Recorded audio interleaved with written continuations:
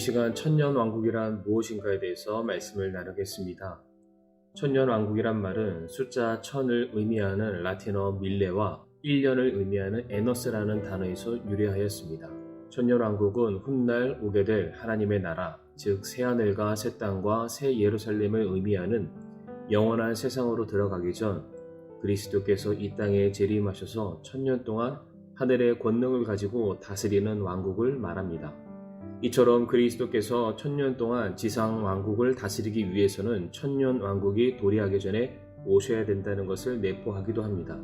이것을 교리적으로 전천년설이라고 표현하기도 합니다. 이렇게 우리가 천년 왕국이라고 말하는 이유는 왕국이 세워지는 기간이 1000년이기 때문입니다.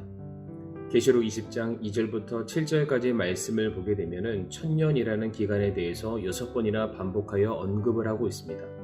대표되는 말씀인 요한계시록 20장 4절 말씀에 또 내가 보니 왕자들과 그것들 위에 앉은 자들이 있는데 그들에게 심판이 맡겨졌더라. 또 내가 보니 예수님의 증언과 하나님의 말씀으로 인하여 목배인 자들의 혼들이 있는데 그들은 짐승과 그의 형상에게 경배하지도 아니하고 자기들의 이마 위에나 손 안에 짐승의 표를 받지도 아니한 자들이더라. 그들이 살아서 그리스도와 함께 1000년 동안 통치하되 라고 되어 있습니다. 이 천년왕국은 구약에서 이미 여러 차례 예언된 나라이며 상징이 아닌 실제적인 왕국으로 지상에 세워지게 될 것입니다. 특별히 구약에서 말하는 천년왕국의 특징으로서 자연 세계의 변화가 있게 됩니다. 사나운 동물들의 성질이 변화될 것이고 동물이 서로를 해치지 않게 됩니다. 이리와 어린 양이 함께 먹고 어린아이가 뱀의 굴에 손을 넣어도 물지 않게 될 것을 성경이 말해주고 있습니다. 또한 이 세상의 자연은 큰 풍요를 낳게 될 것이고 그 안에 살게 되는 인간의 생명은 아주 길게 연장이 될 것입니다. 그리고 무엇보다 그때에는 메시아가 다윗의 왕자에 앉아 다스리는 왕국이 될 것입니다. 에스겔서 34장 24절과 25절에 나 주는 그들의 하나님이 되고 내 종 다윗은 그들 가운데서 통치자가 되리라. 나 주가 그것을 말하였느니라.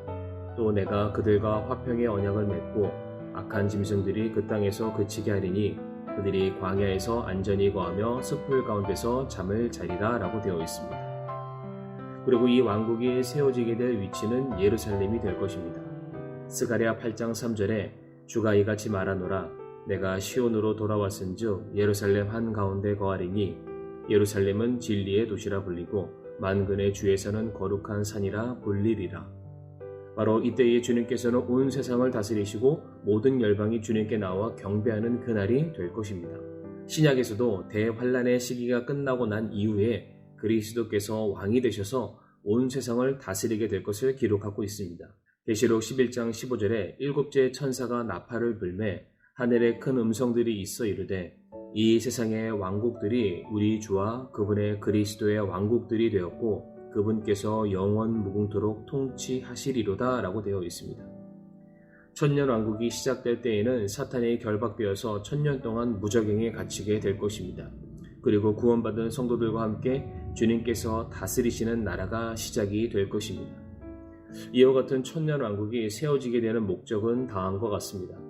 무엇보다 하나님께서 말씀하신 그 예언의 성취를 이루기 위해서입니다. 창세기 12장에서 하나님이 아브라함에게 주시겠다 약속하신 그 땅에 대한 유업이 회복되는 날이 바로 천년왕국이 되는 것입니다.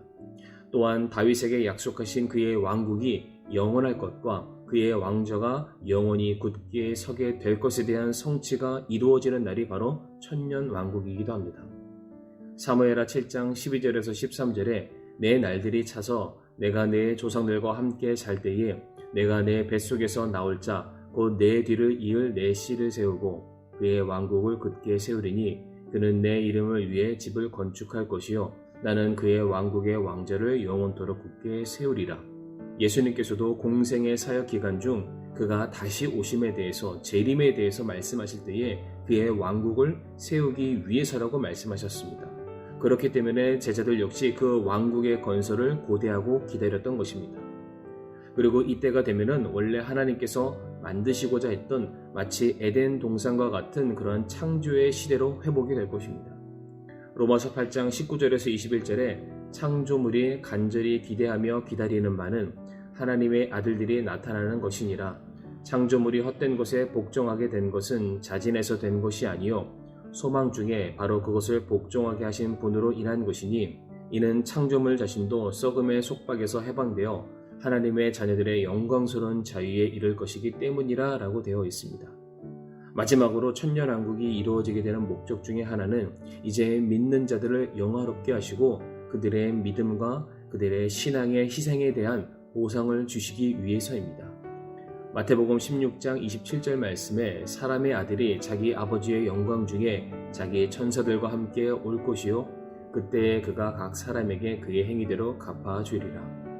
이처럼 성도들은 하나님께서 만드셨던 에덴 동산과 같은 그러한 장소에서 영광의 주님과 함께 다스림을 받고 또한 다스리게 되는 놀라운 신분과 특권을 누리게 될 것입니다.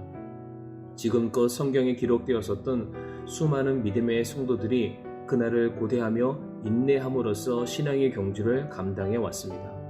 마찬가지로 오늘을 사는 우리에게도 이 땅에서 내가 이루고자 하는 왕국이 아닌 주님께서 세우실 왕국을 고대하며 소망하는 삶이 있기를 간절히 바랍니다.